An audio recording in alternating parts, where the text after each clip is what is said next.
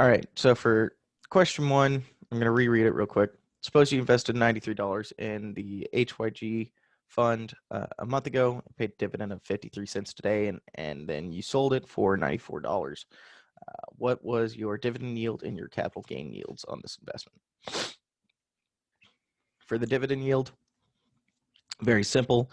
You take 53 cents and you divide it by 93 because that's your initial investment. It's the dividend divided by the invested amount. And remember, they're looking for a percentage. So once you've divided it, you move the decimal place over to get your percentage of 56.98%. And then it's asking for the capital gains yield on the investment. So for the capital gains yield, what you do is you take the amount you sold it for, subtracted by the amount invested, which in this case would give you $1, and then you divide that dollar by 93. So 94 minus 93 gets you $1. $1 divided by 93 gets you 0.01075. Remember to move the decimal place over 2 to get you 1.075. If you round, it's 1.08. So your answer ends up being 0.57% for the dividend yield and 1.08% for the capital gains yield on investment. Any questions? God bless, this makes so much more sense when you explain it. Think 2 days ago whenever we went over this earlier, because my God, this took us way longer than it needed to. All right, so next question. Consider an economy with two types of firms, S and I. S firms always move together, but I firms move independently. Okay, none of that matters for this question. That first section doesn't matter. Don't even pay attention to the fact that there are two different kinds of firms that move whatever way. Just know you're working with two different places. That's the question starts at, for both types of firms, there is a 70% probability that the firm will have 20% return and a 30% probability that the firm will have a negative 30% return. The standard deviation for the return on profit portfolio of 20 type S firms is closest to blank. Okay. This one's kind of weird. I have the formula kind of just stuck in my head now. For this one, pardon me.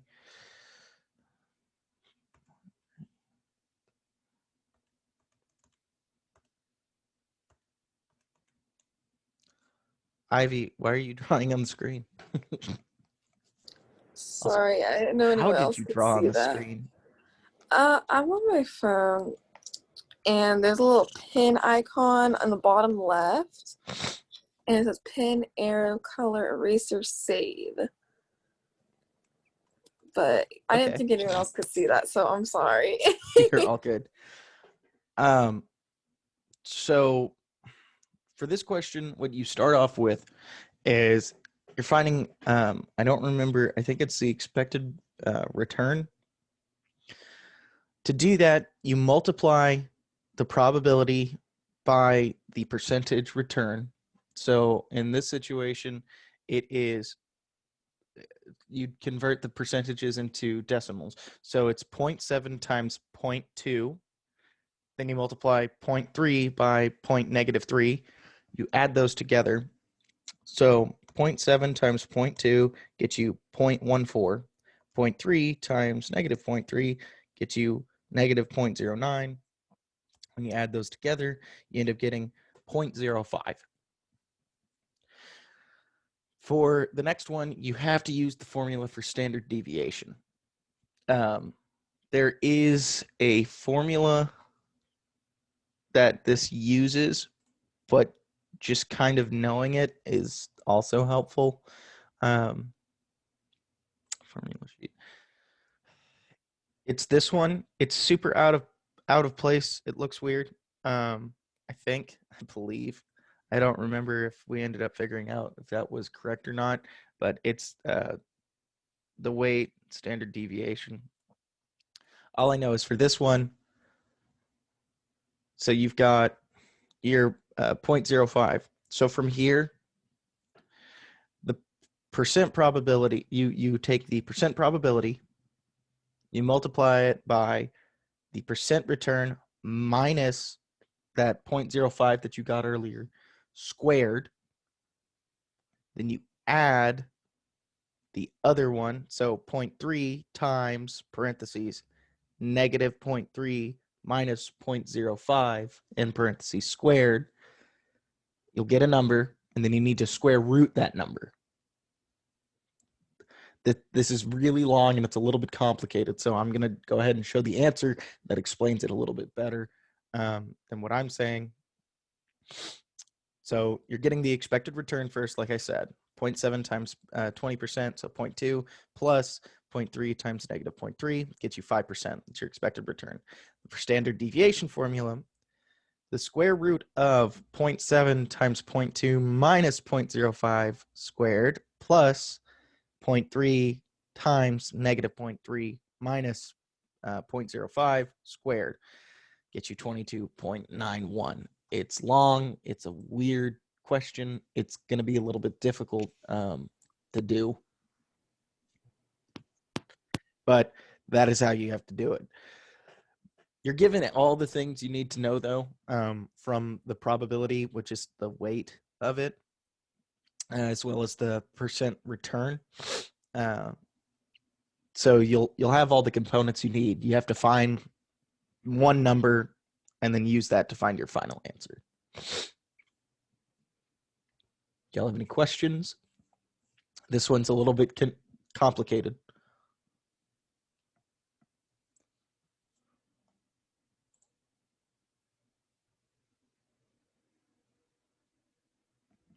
All right. This one's pretty easy. Your retirement portfolio comprises 100 shares of SPY fund and 100 shares of AGG. The price of SPY is $118, and that of AGG is $97. You expect the return of SPY to be 11% in the next year and the return on AGG to be 6%. What is the expected return for your retirement portfolio? So for this one, it's really simple. The first thing you need to know is how much the total is going to be, like the overall amount of your portfolio. So it's 100 shares of $118. So 100 times 118 gets you 11,800. And then it's 100 shares of a $97 portfolio. So $9,700. You add the 11,800 with the 9,700, ends up getting you $21,500. The next thing it's asking is what's the expected return for your retirement portfolio. So you take those numbers that you just got, the 11,800 and then the 9,700, and you multiply them by the respective rates of return. So 11,800 times 0.11, because it's an 11% return, gets you 1298. Then you multiply the 9,700 by 0.06 as its expected rate of return, gets you 582. Sorry, you guys can't see the numbers that I'm working out. From here, you do the same thing. Add them together. So 1298 plus 582 gets you 1880. The last step is you divide 1880 by the 21,500. That should get you 8.74%. So this just shows it written out more.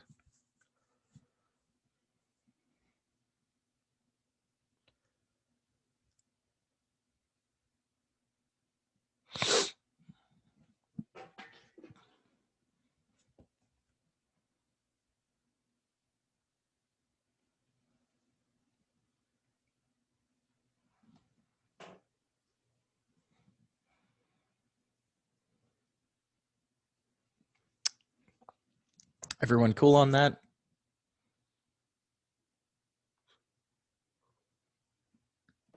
Yes. All right. So, portfolio has 3 stocks, 240 shares of Yahoo, 150 shares of General Motors, 40 shares of Standard and Poor Index.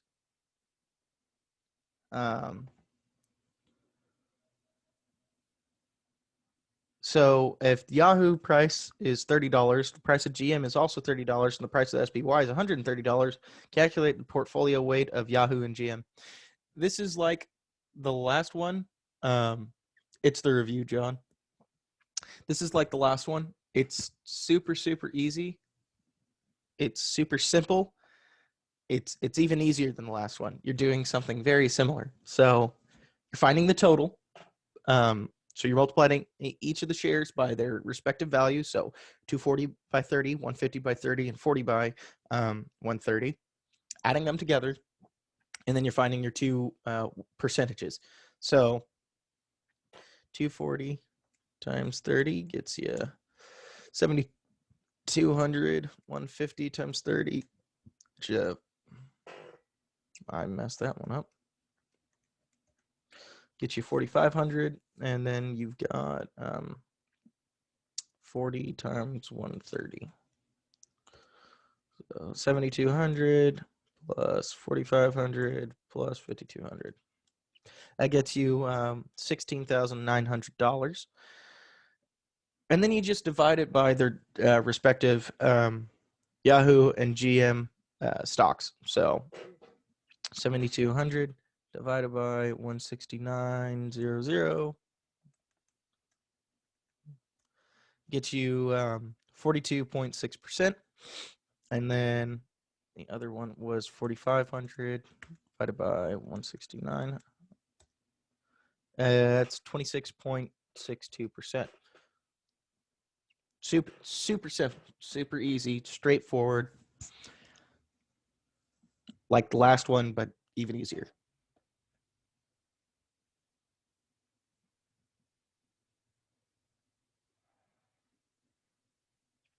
Any questions? We got that one?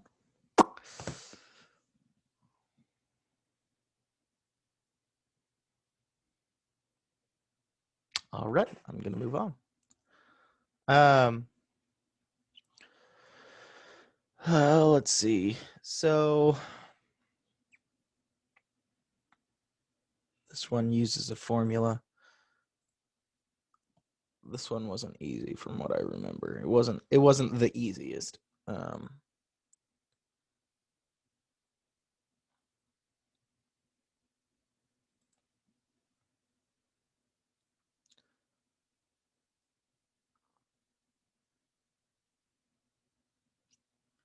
Was this the big equation?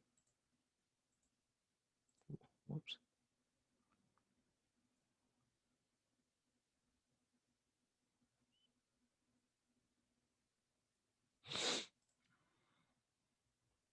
This was the big equation. Okay. This one was kind of difficult. I was wrong about it earlier. This is where we have to use that big equation.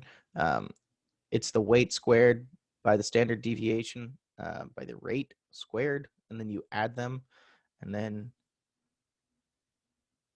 so I just have to explain this one out. It's really weird. I don't even know if we went over this in class. I have not been paying attention for like the past 3 weeks, but this test is over. So for this one, stupid bug. It's asking for the volatility of a portfolio that is equally invested in Walmart and Duke Energy is closest to blank. In this situation, the numbers that you're using are 6%, 12%, 0, because of correlation with Duke Energy on Walmart and correlation with Walmart on Duke Energy. They're both 0. And then 50% because it's split even. So for this equation, you take the standard deviation from Duke Energy and Walmart, And that is the only number you use other than the 0 here. So for the weight, because it's split evenly 50-50, it's 50% squared times your standard deviation. So 12% or 0.12 squared plus 50% or 0.5 squared times Duke Energy standard deviation. So 0.06 squared plus 2 times the weight of each, so 0.5 times 0.5, times their correlation, which is 0 in this situation, times each of their deviations, 0.12, 0.12. That'll get you 0.0045, and then you have to square root that for 6.7%. This is a weird, long equation, and the formula on the formula sheet doesn't really say it well or explain it well. So it is a formula on the formula sheet. It's a really weird formula. But looking at it, you're able to somewhat piece it together. So just going over it one more time. The 0.5 comes from the fact that it's equally weighted, between Duke Energy and Walmart. 0.5 squared times the standard deviation from either. In this case, they do Walmart first, so 12% squared plus 0.5 squared times the standard deviation of Duke Energy, so it's 0.06 squared, plus 2 times the weight of each, so 0.5 times 0.5 times their correlation, which in this case is 0, times their standard deviation of 0.12 and 0.06.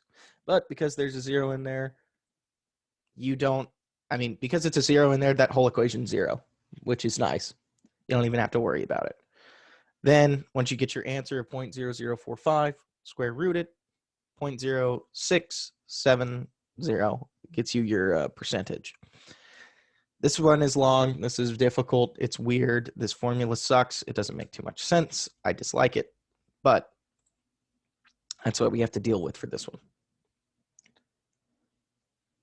Any questions on anything I can try and clarify anymore?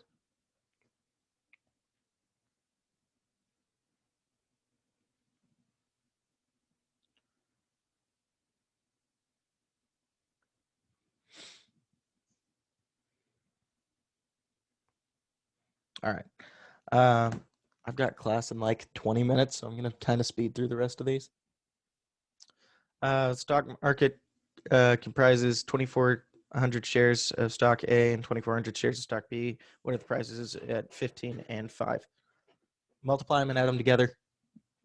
So 24,000 times 15, 2,400 times 15, 2,400 times 5, add them together. 4,800. Super easy. Portfolio compromises Coke beta of 1.6, Walmart beta of 0.6. The amounts invested in Coke is $10,000 and in Walmart is $20,000. What is the beta of this portfolio? It's easy. You multiply the beta by the amount invested divided by the total amount invested for all stocks.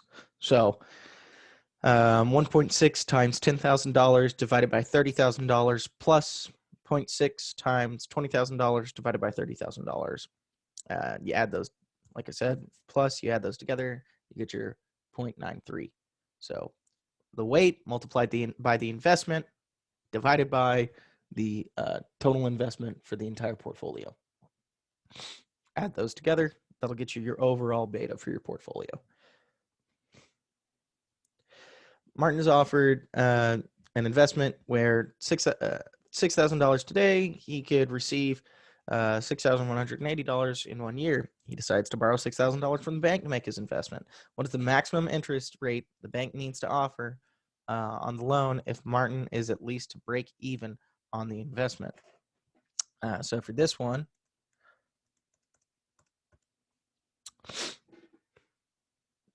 take the amount received subtract the amount invested. So $6,180, subtract 6,000.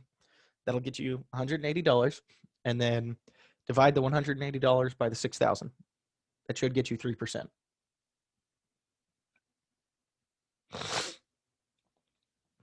Yet again, another really easy one. The Sysfian company is planning on investing in a new project. This will involve the purchase of some new machinery costing $420,000. They expect cash inflows from the project as detailed below. The appropriate discount rate for the project is 16%. The net present value for the project is blank. Easy question. All you have to do is use the calculator for this with the cash flow function. So to start it off, all you have to do is for cash flow, for your first cash flow 0, it's negative $420,000. Then you put in the cash flow for each year as it only happens once.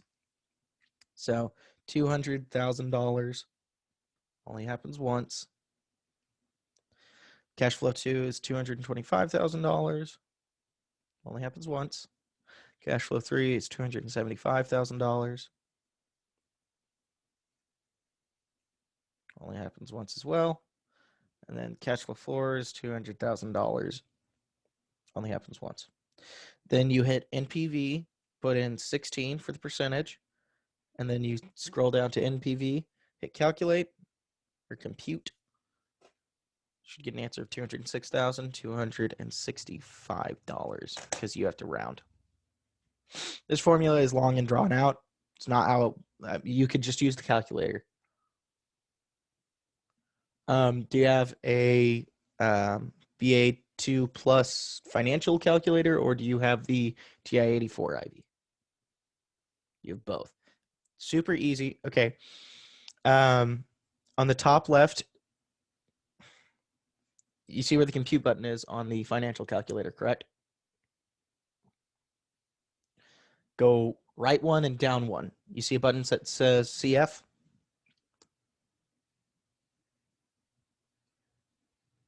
Okay. Click CF. Okay. Once you've clicked CF, it should say CF0 equals. That's your cash flow 0. And so for this question, it's negative 420,000 because they have paid that money. So you would put in 420,000 negative, and then hit the enter button directly above CF. Okay. To the right of that, there's a down and up arrow. You'll hit the down arrow, and that'll take you to cash flow 1 or C01. Oh, okay. You input year 1. Oh, shoot. Okay, we have 10 minutes left before we've run out of Zoom time. You'll enter that number. So it's 200,000. You hit the enter button, then you scroll down. It should already have 1 put in there.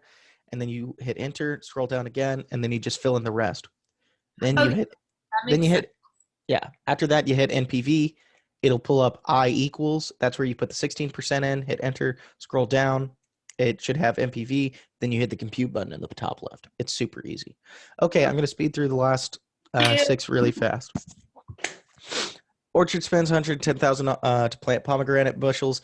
It will take 4 years for the bushels to provide a usable crop. He estimates that every year for 20 years. After that, he'll receive a crop worth $10,500 per year. The discount rate is 9%. What is the net present value, NPV, on this investment? This one's easy. You've got your CFO of negative 110,000. He says for 4 years, he's not going to get anything. So your first cash flow is $0, and its reoccurrence is 4. After that, he starts getting the $10,500 for the next 20 years. So that's your second cash flow. NPV has a discount rate of 9%. And then you compute it, you'll get negative $42,098. You use the calculator again, but it's a little odd because the first cash flow is $0 for 4 years. The second cash flow is the $10,500. All right, question 11.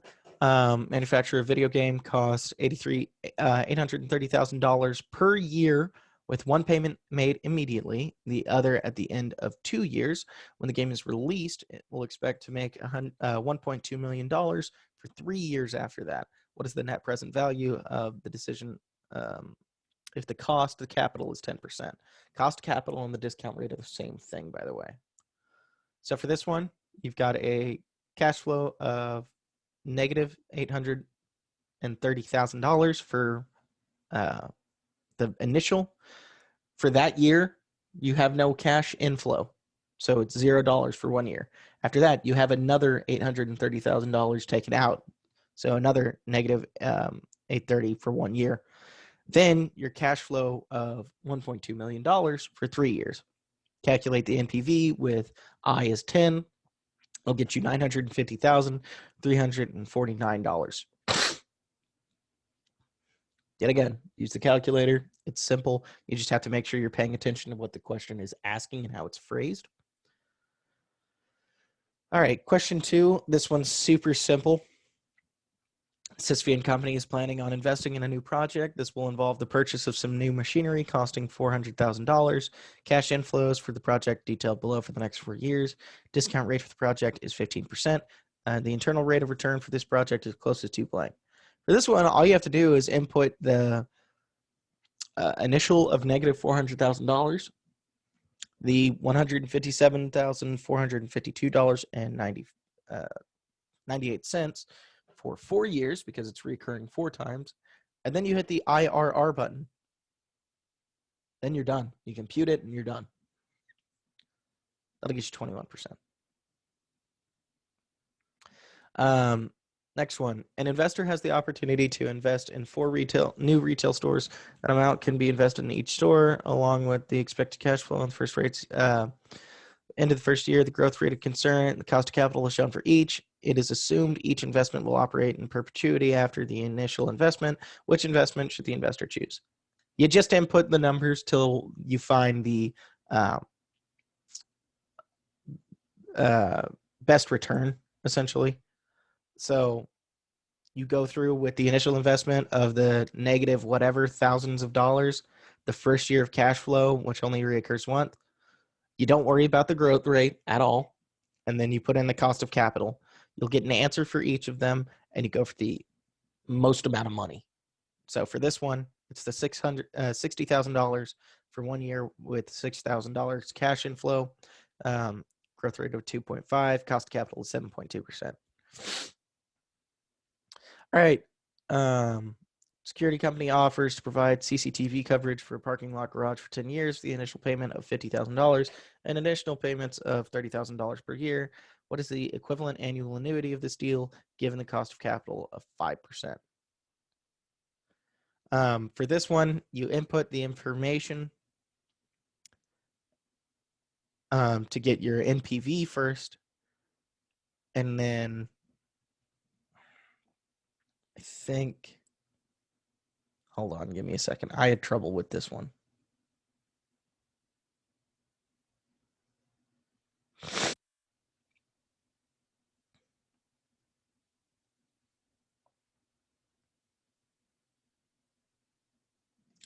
Geez, I don't think I ever ended up figuring out how to do this one or the last one. Because I think the annual annuity was you found the NPV and then you used it to find like payment or something.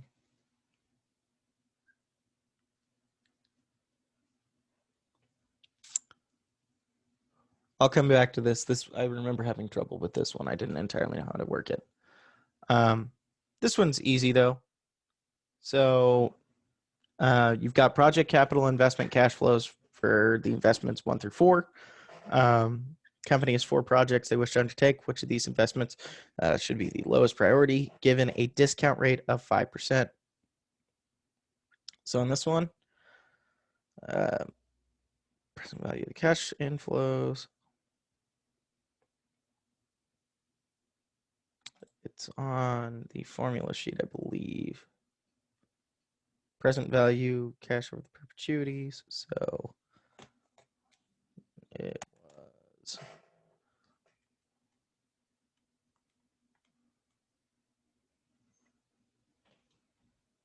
Sorry. 1.2 divided by 0.05. That's right. So for this one, you take the cash inflow